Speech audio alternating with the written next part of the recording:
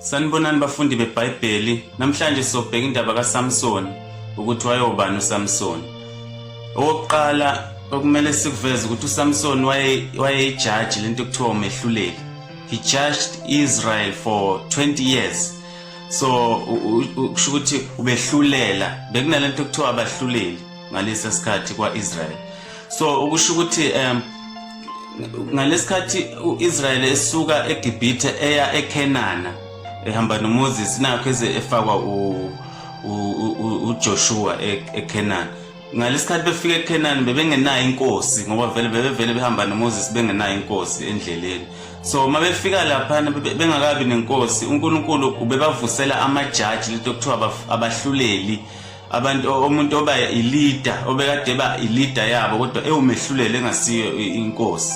So uLokhuza is one of labo bahluleli. Ingakho kunencwadi nje eyodwa impela ehlangene ebizwa ngokuthi abahluleli. Ingoba incwadi esivezela bonke abahluleli abaye bahlulela uIsrael. Babehlulela kanjani na ngokuthi bekuthi njalo uIsrael befike one.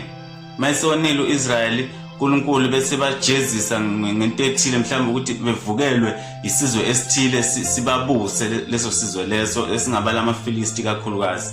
So mase leso sizwe lesibabusile phinde futhi uNkulunkulu mabephinde bacela uxolo uNkulunkulu abaIsrael angithi abanankosi abanalutho. So bese uNkulunkulu ebavusela umehluleli ozokwenza ukuthi elwe naleso sizwe leso esibahlukumezayo bese eyasinqoba. Phinde futhi bone, phinde futhi bajezise ukuthi bebuswe isizwe esithile. Phinde futhi uNkulunkulu bebavusele omunye umehluleli kanjalo njengoba abahluleli baba baningi kangaka nje incwadini yabahluleli before bekhale kuSamuel okukholakala ukuthi umehluleli wokugcina waseIsrael. Before bekhale kuSamuel umprofeti ukuthi akabalokhuze phela akabasize bafuna bona inkosi manje. Nakhe sekhuleka ke uNkulunkulu esethi uSamuel na inkosi uSaul hambe yogcoba uSaul. So kodwa ngalesi sikhathi bekunabahluleli abakade besiza uIsrael uNkulunkulu ebavusela bona ukuthi esize uIsrael ebanqobele ezitheni zabo njalo. So ke uSamson was one of abahluleli ke. He was one of the judges of Israel. Obuse yena uhlulele for 20 years. Yabona, so bebehlukana omunye ehlulele 20 years omunye njalo iminyaka bebehlulela iminyaka njengenkosi ukuthi ibuse iminyaka emingaka lena yabusa iminyaka emingaka njalo. So bonke oGideon babe ngabahluleli, bonke oGideon oJephthah njalo. So abavelayo benqobela uIsrael lapha encwadini yabahluleli. So uSamson ke kuthiwa ubeyijaji yes12 lamajaji ayekhona kwaIsrael. So uSamson ke yena yini ahluke ngayo nanokuthi edume kangaka. Uhluke ngokuthi uSamson yena okay ake siqale sibheke ukuthi kuNumeri 6 kahle kunalento eyenziwa abantwana bakaIsrael noma amaJuda noma abantwana bebephethwe uMoses abakaIsrael besuka eGibhithe. Kusho ukuthi bekunalento yevow, kusho ukuthi isifungo sokuba umNaziri. Khona abantu abangazi umNaziri yini. UmNaziri bekuwumuntu bekuwukuthi nje mawuthandile wena ukuthi wenze ivow noma isifungo sokuba umNaziri ubufike uye kumpriest ufike ufunge ukuthi okay ngifuna ukuba umNaziri for isikhathi esingaka. Isikhathi esiningi bebekwenza lokho mhlambe ma umuntu kade mhlambe ethole umntwana bese mhlambe ejabule efuna ukubonga uNkulunkulu ngokuthi azingcwelise ngoNkulunkulu, kusho to set apart to God. Lento ukuthi uhlukanisele uNkulunkulu ngaleso sikhathi leso cishe into lento ibifana nane fasting. It was like a fasting ubunaziri ngoba bekuyinto ethatha for a certain period of time ukuthi uzokhona ukuthi nje uhlukanisele nje ube ungcweliswe nje ngaleso sikhathi leso, uyabona. So ngaleso sikhathi leso umNaziri kusho ukuthi uma siwenze leyo vow leyo ngazi ukuthi ubuzoyenza insuku engaka, bekuya ngawo ukuthi uzoyenza insuku engaka. Bokuthi mawenza leyo vow leyo uye kumpriest wenza ivow bese mawenza ivow imithetho yobunaziri bekuthi awudibani nophuzo olunamandla njengamawayini nama grape juice njalo.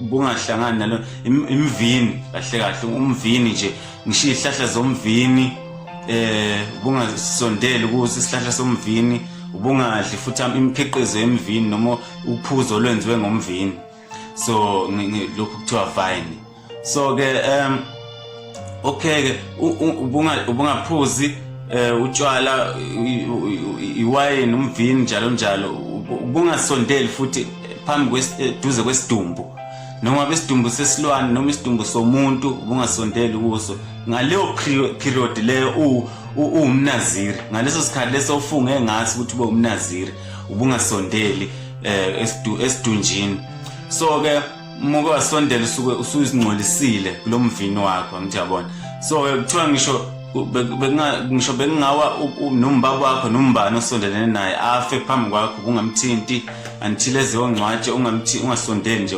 esidunjini sakhe so ke ubunaziri ke lobo so ke okay ke kusho ukuthi ubunaziri bekuyinto eyikhethela wena njengokufasta nje ukuthi okay ngifuna ukwenza ifasting yesikhathi esingaka so nobunaziri buyikhethela wena ukuthi ufuna ukuba umnaziri uma usuqedile ubunaziri bakho kuthiwa enye into engasayibalanga ubunaziri kuthiwa ubungagundi ekhanda so bushiya nje isihluthu okukhomba ukuthi umnaziri bese ukuthi mhla usuqeda izinsuku zakho zobunaziri uphinde uye kumpriest kuyohlatshwa uyakwenza umhlatshelo ukuthi manje usuyaphuma kumnaziri so okusho ukuthi khomba ukuthi noma ngabe kade uzingcwelisile kodwa ubungeke kube perfect ukuthi ube ngcwele perfect kusadinga still umhlatshelo kusho ukuthi lento ukuthi ikufana nokukholwa nje manje ukuthi noma ungakholwa kodwa ngeke uze ube perfect ingakho noma ungaba umntwana kaNkuluNkulu kodwa ngeke uze ube perfect ngaphandle ukuthi kube khona umhlatshelo ingakho kunomhlatshelo okunguJesu Kristu kusho ukuthi zonke lezi zinto ababezenza babe practice izinto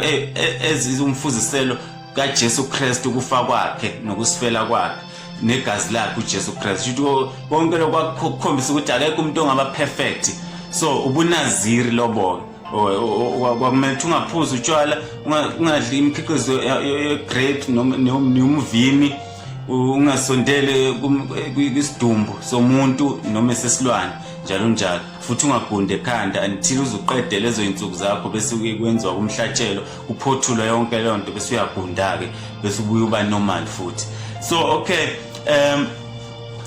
bese bekuba ukuyikhethela bese kuthi futhi uNkulunkulu bekuthi ke kwesinye isikhathi ke bese yena eyikhethela umuntu ukuthi abe umnaziri from ekuzalweni kwakhe until aze ayofa impilo yakhe yonke nje amkhethe kusho ukuthi mayizomkhetha kanjalo bekhuluma nomuntu esasesiswini nonina womuntu esasesiswini lo muntu ukuthi lapha lo mntwana omkhulelo uzoba umnaziri ngekaze nawe kwawena nje obukhulelo sekufuna uqale wenze imithetho yomnaziri okuthini ungaphuza utshwala ungadli okunama grapes ungadli okunemvini ungadli ungasondela esidunjini njalo njalo ungagundi ekhanda njalo njalo so wenze ini umthetho yobunaziri usamkhulelo naye mayisezelwe kube njalo njalo ukuthi enze ubunaziri impilo yakhe yonke so ke alright ke okay uSamson ke was one of a Nazarite a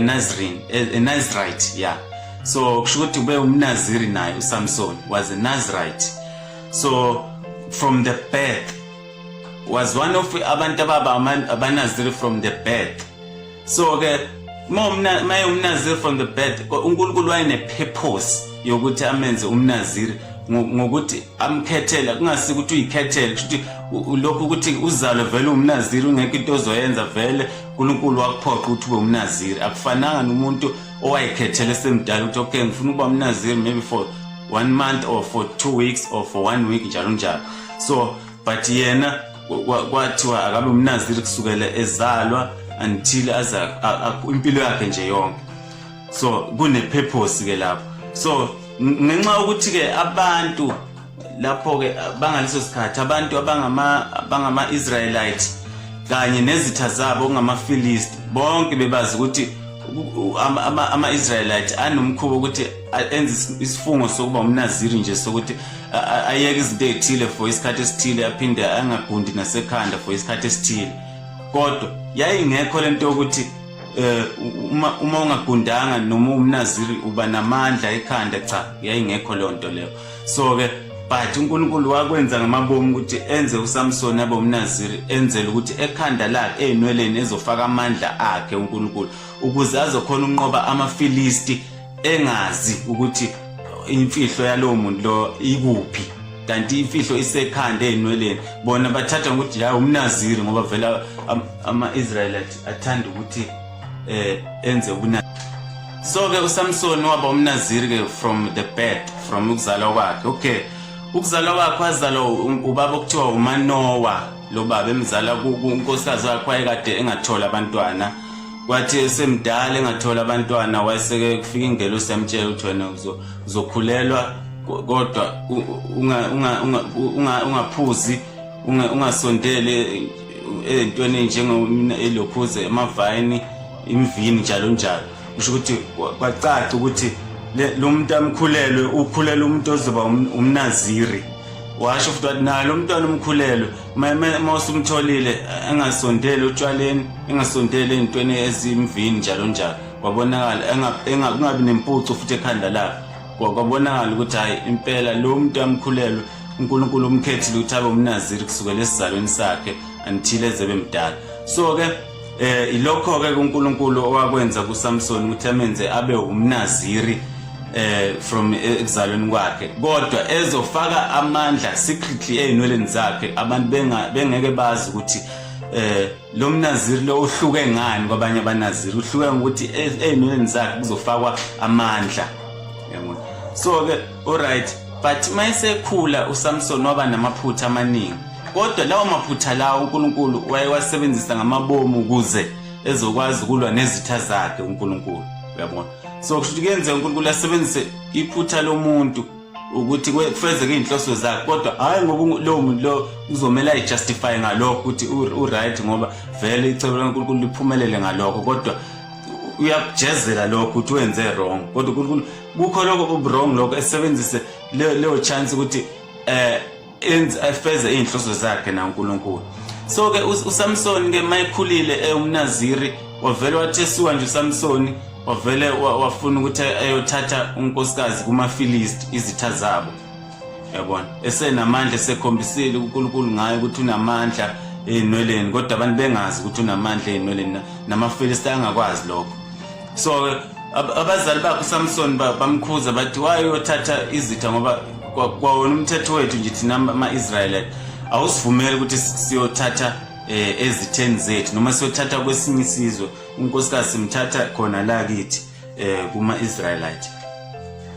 So but ngenkani yakhe ke baze bamphelezela ke ukuthi eyokhona ukuthi ayibone leyo ntombi yamaFilisti uSamson. So lokho ke nje ukuthi aye khona kwenzeka ku chapter 14 kuba bahluleli chapter 14 ukuthi ayobona ini le ntombi yamaFilisti.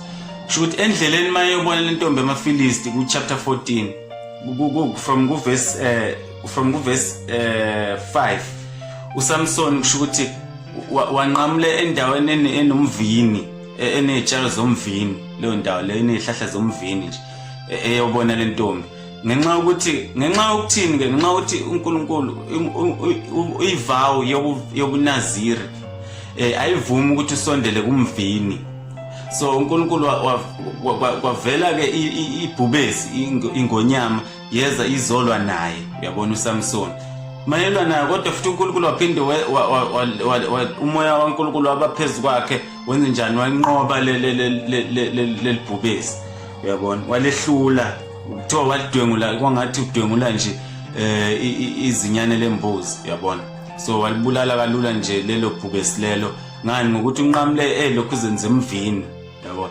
So ke okay ke ukuthi alibulale futhi kwakuyinhloso kaNkulunkulu ukuthi amkhombise ukuthi nginamandla mina ukuthi ngempela ngakhona unqoba izinto ezinkulu, enzele ukuthi abe nenani confidence ukuthi mayifika lapha ekhona ukuthi engabasabi elo nabo laba, ngoba uNkulunkulu inhloso yakhe ukuthi kwawukuthi aqede isizwe samaFilisti ukuthi singacindezeli uIsrayeli wakhe. So ke alright, wathi mayesebuye entombini angazi wabuye emva kwensuku engaki ngoba kuthiwa wathi mayibuya wadlula eyochecka lesidumbu sebhubesi ukuthi kushuthi wayeyoconfirm ivictory yakhe yabona kanti wenza into wrong ukuthi angasondeli esidunjini noma esemuntu noma esesilwane isidumbu nje wangamele sondele kuso ngoba yena umnaziri. So ke mayifika khona yena uyoconfirm ivictory yakhe kanti wrong. Mayifika echecka wathola ukuthi kuneyinyosi kulesidumbu sengonyama. Wafika lezi inyosi wayithapha wadla wahamba nazo nasekhaya wanika abazali bakhe wangabatshela ukuthi lithi iBhayibheli azange batshela ukuthi uthathe esidunjini sebhubesi ngoba babezomtshela wena umnaziri phela waye ulokhuza uya phambi kwesidumbu eduze nesidumbu so wangabatshela. So konke lapho njalo uyabona ubunaziri ngakho uyona phambi kaNkulunkulu. So ke alright ke waqhubeka ke kusho ukuthi wathandana nalentombazane yaselokhuzini yamaFilisti. Kwase kuthi mhla kunomshado yabona enza idili nalento imshado nalentombi enza idili kuthiwa kwakuphuza iwayini lapho and uyazi ukuthi ubunaziri aphambisana newayini nalapho wona futhi ngiyabona. So mayona wenza lento okuthiwa iquiz ukuthi eqagelise laba abayeni wayenabo noma iTromis wayenazo ezamaFilisti ngoba bemnika iTromis zamaFilisti noma iproject anyhow you call it. So so lezi iTromis noma iproject noma labayeni laba ngesizulu nje abayeni labo wayenabo noma ababemisile emshadweni. So wabanika iquiz ba amaFilisti labantu laba bawu30 lezi project lezi wabanika iquiz wathi kushuthi wabanika uthi baqagele into emayelana nokuthi yena wabulala ibhubesi waphinde futhi wathola nezinyosi ebhubesini yabo. So kushuthi wayebanika iquiz ukuthi baqagele ukuthi lento isho ukuthini lento ayishoyo kanti isho ukuthi walo nebhubesi wadlula wathola nelo kushuthi wayefuna indlela yokuchomela amaFilisti.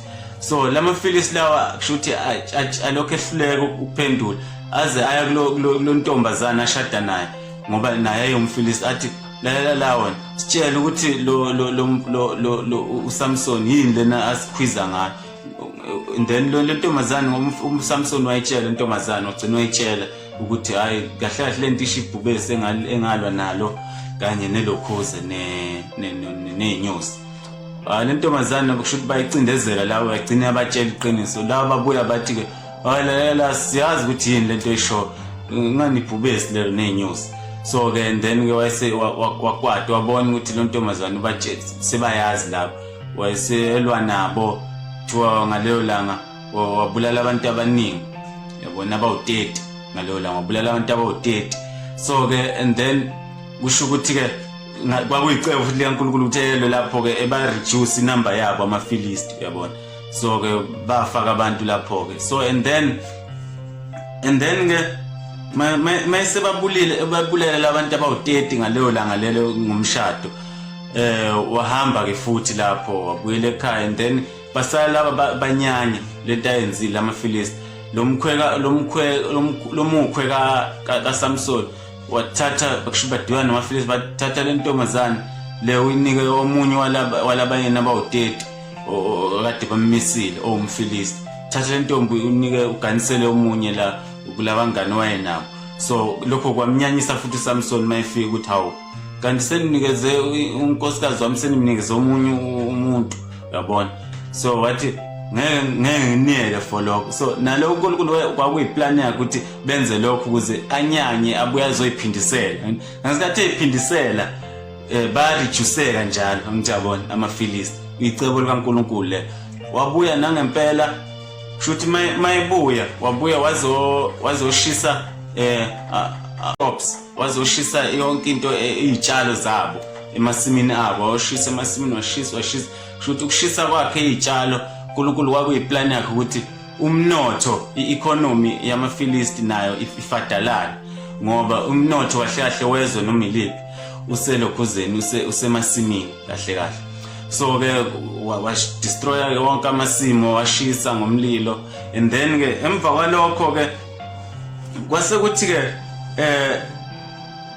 emva kwalokho kusho ukuthi kwalokho kuzondwana kanjalo kwazondwana kwaze kusho ukuthi waze laba amaFilisti amlaya futhi abulala lo mkhwekazi kwakhe nentombi yakhe konke kusho ukuthi nje amaFilisti elaya uSamson phindwa anyanya futhi waphindwa wayiphindisela wabulala abanye futhi abaningi uyabona abamaFilisti waphinda futhi wajikelwa abakubo ke manje wajikelwa bakubo amaJuda yabona amaJuda amjikela ke manje ambopha ngentambo eqinile abiza amaFilisti ukuthi ngoba nawo ayesaba ukuthi amaFilisti azosibulala ngenxa lomuntu ngoba uyisitha samaFilisti ambopha njengalento abayenza kuJesu amaJuda ngesikhathi samaRoma bathi asimnikele kumaRoma ukuthi ambulale ngoba sisaba ukuthi amaRoma azocabanga ukuthi uyinkosi yethu uJesu bese abulala thina sonke so asimuse thina kuPilato kumaRoma ukuthi ambulale so benza kanjalo kuSamson wavela wayinqamula lento lena wathatha ilokhuzi lokhuzi umhlathi wembongolo kuleso sikhathi leso kulokhuza chapter 15 verse 15 kuba bahluleli wathatha ilokhuza umhlathi wembongolo wabulala abaningi lapho ke wabulala abantu aba-1000 amaFilisti ngomhlathi nje wembongolo kuphela nalapho futhi kwakuyicebo laNkulunkulu ukuthi bamjikele amaJuda ukuze azothi mayiphunyuka ebabulale ngalamandla wayewabeke einweleni uNkulunkulu konke lapho abazi ukuthi wathatha lo muntu amandla bona bazi ukuthi umnaziri mabona inwele babona ubunaziri bona ababoni ukuthi mhlambe ngabe kunamandla khona cha bacabanga nje nakancane so ke wabulala aba-1000 ngomhlathi wembongolo lapho and then kwase kuthi ke emva kwalokho futhi ku chapter 16 futhi kuba bahluleli uSamson wahamba futhi wayolala nani nesifebe eGaza khona lapha endaweni yamaFilisti eGaza wafika wathenga isifebe walala naso lapho yabona so mayelana nesifebe ku chapter 16 waseke kusho ukuthi mayiselana nesifebe lamaFilisti azi ukuthi ukhona la eGaza bathi ke asurround indawo kodwa simlinde ukuze sizomhlasela kahle kuseni yena wavela wavuka ngo12 ebusuku wathatha ilokhuza angithi isizwe nesizwe sibiya idolobha laso yabona ngodonga bese kuba negate lokungena edolobheni la khona so wathatha kushuthi wathatha ilokhuza zo2 amapost shuthi noma izinsika zegate la khona zo2 wayitshata ezisinda kakhulu wayitshata ogibela nazo esiqongweni sentaba so kushuthi wayebakhombisa ukuthi unamandla kangakanani ukuze bathuke yabona so ke emva kwalokho ke nakho ke sebekhuluma noDelilah ke manje omunye kowesifazane uthi uDelilah abaFilisti but no wena hamba uyidlise sajanyana ukuze azokushela bese ke uzokhona ukuthi ke wena sifuna ukuthi ke manje uyositholela imfihlo yakhe ngoba sesikhathele lokusilwa naye ngoba siyabona ukuthi ngesimnqo sesifuna kuphela manje sesifuna kuphela imfihlo yakhe ukuthi yini imfihlo yakhe ukuthi ebe namandla angaka uDelilah ke wafika wamtricka wambuza lokho etrick uDelilah yena uSamson ethi hayi mabengangibopha kanjani ngeke ngikhona ukuphunyuka enze lokho uDelilah afika amaFilisti aphunyuke njalo phinde futhi athi amtshela amanga uSamson lokho emtshela amanga wazegcina athi uDelilah uyabona ke manje ngeke ngisakhoni ke manje ngoba ngishade nawe kodwa manje asithembana ungethembi kusho ukuthi ke ayikho lento yethu yomshado kusho ukuthi awungithandi kahle uma uthi ungifihlelang Samson wahlulwa uthando engazi ukuthi lo muntu kahle uthunywa amaFilisti kuthiwa wayembeke emathangeni wazela emathangeni kusho ukuthi wezwa ubumnandi bothando wagcina esekhuluma ke imfihlo ke uSamson ukuthi hayi kahle inwele lokho amandla amaseyinweleni yabo ngumnaziri kodwa uNkulunkulu wabeka einweleni zami zobunaziri wabeka amandla secretly ukuze ngikwazi ukunqoba amaFilisti hayi ke wayesebiza amaFilisti wamlokhuza wamkhatha ke inwele uDelilah wasebiza amaFilisti lapha khona ukuthi ambambe amaFilisti amfaka etilongweni amkhipha amehlo wangasaboni uSamson wase ukuthi ngelinye ilanga basetapha ilanga lokuthi uSamson ufuna bamthathe bamuse endaweni enkulu kushuthi ihholo elikhulu lamaFilisti lelo, ihholo itempele elikhulu lamaFilisti lapha baworshipha khona uDagoni, abaworshipha uNkulunkulu wabo khona uDagoni. So ke and then ke basebethi kasambe so celebrate ukuthi uNkulunkulu wethu uDagoni uye wasiphumelelisa ukuthi sikwazi ukunqoba isitha sethu sama-Israyeli bese sisihlupha kakhulu. So 2 babefuna ukuthi uSamsoni engaboni enjalo bawombeka phambili ebajayivele, yabona nje ukuthi bamenza isiphukuphuku, uyabona bathi akabadansele before bembulala ukuthi qala usidansele nje, yabona sijabule nje usidansele, yabona. So ke wathi mayifika lapho kungakakenze konke lokho eholwa umfana omncane, wafika uSamsoni wathi lo mfana ke ngicela ukuthi ungisize nje ngikhona ukuthi ngibambelele kwinsika yaleli tempeli. Wayesebamba kuthiwa lapho kwakunamaFilisti amaningi kakhulu, amakhosi amaFilisti, bonke abantu ongabacabanga iphathimandla. Ngesikhathi samanje kwakuzoba nemeya o president, amakhosi, amajaji enkantolo, amamantshi, yonke into ongayicabanga nje eyiSouth African. Masikhuluma ukuthi mhlambe singathi ngisibonelo abantu base South Africa nje ababe celebrate, kwakuzoba khona yonke inhlobo yomuntu, ngoba babezokwenza njani amaFilisti, babezo celebrate i-victory yezwe labo. So ama-Israelites awazange athende leyo nto ngoba bona vele babengamenyiwe 1 2 babengakujabuleli lokho ukuthi kuyofa umuntu wakubo. So amaFilisti wona egcwele lapha, wonke amandla obuFilisti nje, kuthiwa amandla obuFilisti kwakugcwela kusho amasosha akhona yonke into. So ke bezo celebrate ke i-victory yabo. So emva kwalokho yena wayesethi ke inwele zayo lokho khula kancane, kodwa and then amandla wona ayengakho inwele ayevela kuNkulunkulu angithi, bese wafaka inweleni bese ba ne-strength sokwenza leyo nto. So ke and then ke uSamson wayeseke lo mfana wambeka isizandla ngapha kwa left naka right insika zaleyo ndlu leyo. Wayesethi ke wamemeza wathi, Nkosi ngicela ukuthi ngife nezitha zami. Hayi walokhuza wakhothama ke wayesebhalansa waphusha lezi indongo. Hawu kuthiwa lawa lelo tempeli lelo wafa yena uSamson kanye nabantu abaningi kakhulu amaFilisti. Kuthiwa labo ababulala chapter 16 lapha, kuthiwa labo ababulala ngalesikhathi esaphila babe bancane ngoba qhathanisa nalabo ababulala ngalelo langa efa naye. Shuthi idela kufa esilaziwe eBhayibhelini, angazi noma likhona elinye likhona, kodwa idela kufa kahle kahle esilaziwe elidumile ke uSamson eBhayibhelini ukuthi wafa nezitha zakhe, njengoba esekhona amadela kufa manje kwamanye amazwe njengoko Iraq njalo umuntu ovele ethatha ibhomu elitshala emzimbeni ehambe yofa nezitha zakhe.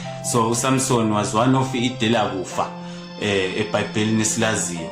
So injalo istory sika Samson ukuthi waye umNaziri kanti futhi waye ijaji lawa Israel, waye ijaji lesi-12 kumajaji wakwa-Israel, ezalwa uManowa uNkulunkulu wamkhetha ukuthi ke akhona ukubhubhisa isizwe sawamaFilisti esasihlupha uIsrael ngenxa yezono zakhe uIsrael.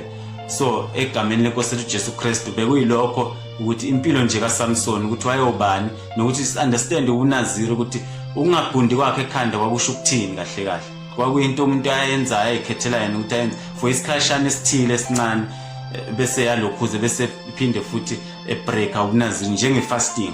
So but omunye umuntu uNkulunkulu wayemkhetha kusukela esizalweni njengoSamson kanye noJohane uMbhaphatisi naye futhi wakhethwa ukuthi abe umNaziri from esizalweni sakhe, ngoba kwashiwo kuElizabeth ukuthi engasondele ephuzweni njalo bamsholo bamtshela imiyalelo yobuNaziri. So noJohane uMbhaphatisi naye kwaba njalo waye umNaziri kusukela esizalweni sakhe ukuze azokhona ukuthi azokwenza ipurpose kaNkulunkulu yokuthi elungise indlela kaMesiya. So ubuNaziri ke kugcineni bekumele kube nesacrifice yegazi. So uSamson kuyabonakala ukuthi ngathi isacrifice yegazi kwaba elakhe uqobo, ngoba wathi ekugcineni ukuphela kobuNaziri kwaba ukuthi kuchithe igazi lakhe. uJohn uMbhaphatisi naye futhi kwangathi kwaba igazi lakhe, ngoba ukuphela kobunaziri kwakhe noma ukufa kwakhe, ukuphela kwempilo yakhe kwaba ukuchitha kwegazi lakhe. Nakhu ebulawa uHerod emnquma ikhanda ngenxa yokuthi wayekhulume iqiniso against uHerod. So ileyo nje impilo